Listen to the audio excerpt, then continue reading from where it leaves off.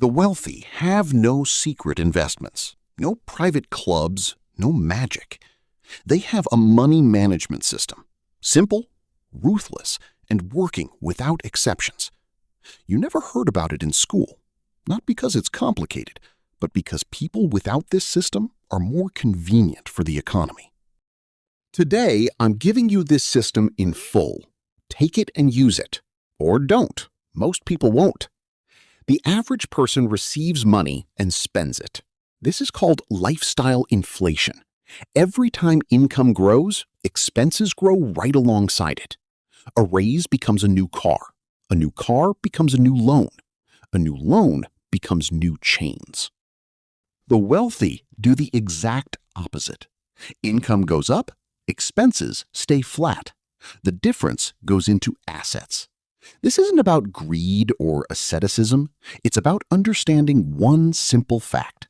Money spent today is an asset you will never have tomorrow. Every $100 spent instead of invested at age 25 is minus $1,000 by the time you're 60. This is not a metaphor. This is mathematics. And while you're upgrading your phone, someone else is using that difference to buy an asset that will feed their children. The wealthy don't think of money as one lump sum. They think in categories. The first thing that happens with any incoming income, it gets divided immediately, automatically, before the temptation to spend it ever appears. Investments. Minimum 20%, ideally 30%. This is non-negotiable and never postponed. Operating expenses. Maximum 50%. Housing, food, transport. Anything above that threshold is a signal you are living beyond your means. Financial cushion. 10 to 15%. Not for vacation, for the unexpected, for opportunities that appear without warning. And the remainder? For life, pleasure, yourself, without guilt, because the system has already done its work. The difference between this approach and the average person spends everything and tries to save what's left. The 1% invest and save first and live on what remains. Robert Kiyosaki put it simply.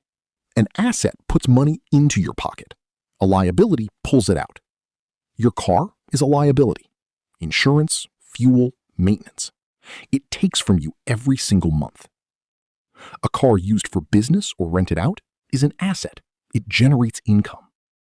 The home you live in is most often a liability.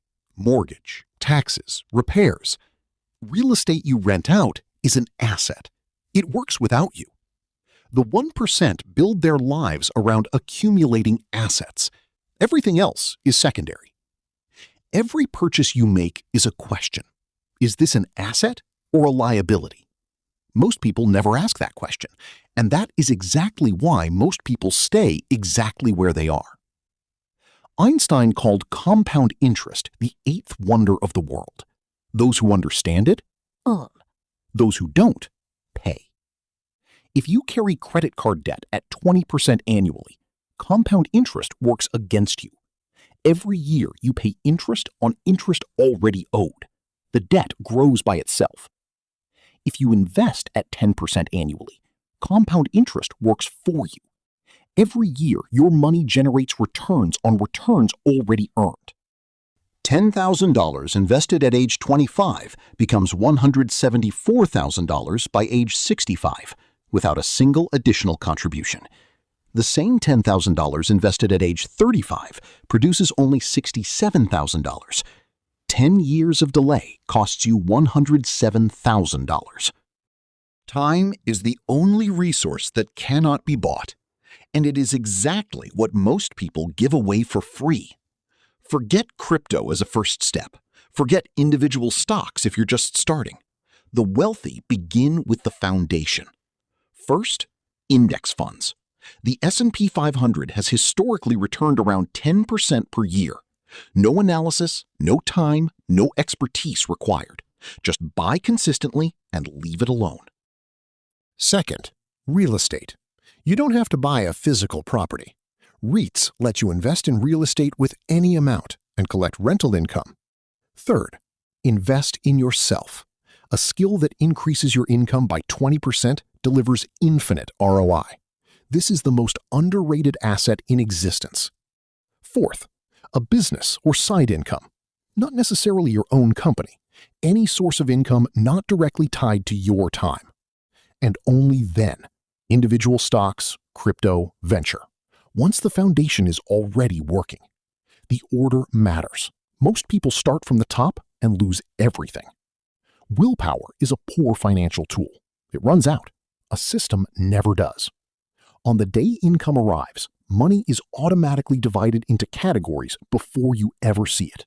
The investment account fills automatically. The cushion grows automatically. You live on what remains, and that is fine because the system has already fired. This removes the greatest enemy of financial growth, yourself, your emotions, your impulses, your exhaustion at the end of the month. The wealthy are not more disciplined than you. They simply built a system that requires no discipline at all. Automate or lose. There is no third option. The tools are not what matters most. What matters is how the 1% think about money at a fundamental level. They don't ask, can I afford this? They ask, which asset will buy this for me? They don't think about price. They think about value. An expensive course that doubles your income is cheap. A cheap phone that distracts you from work is expensive. They don't work for money. They build systems that work instead of them. And most importantly, they act on incomplete information. They don't wait for the perfect moment. The perfect moment does not exist. The gap between the wealthy and everyone else is not a gap in income. It is a gap in thinking. And it begins long before the first million. You just walked through the system the 1% apply every single day. Income allocation, assets versus liabilities, compound interest, automation, mindset. 5 elements. Not one of them requires starting capital. All of them require a decision. Most people will finish this video, say, interesting, and change nothing. Few will start today. Small. One step. The question is not whether you now know how. The question is, are you one of the few or not?